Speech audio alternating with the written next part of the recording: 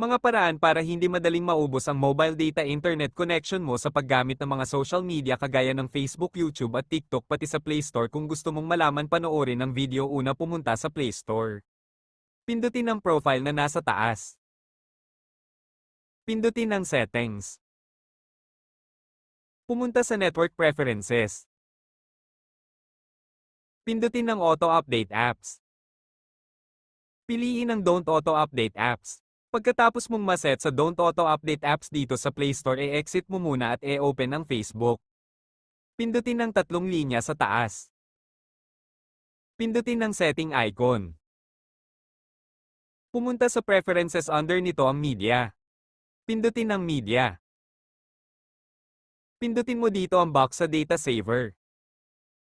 Pumunta sa baba, pindutin mo din dito ang box sa never para hindi mag-autoplay ang video dito sa Facebook. Pagkatapos mo dito sa Facebook, exit mo muna at pumunta sa YouTube. Open ang YouTube. Pindutin ang yun na makikita mo sa baba.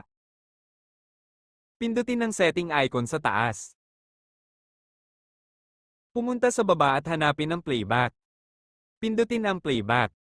I-turn off ang autoplay next video para hindi mag-autoplay ang mga video na hindi mo gustong panoorin dahil madaling maubos ang data mo dito.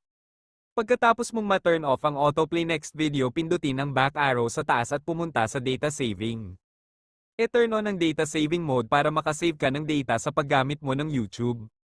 Pagkatapos mo dito sa YouTube, exit mo at pumunta sa TikTok. Open ang TikTok.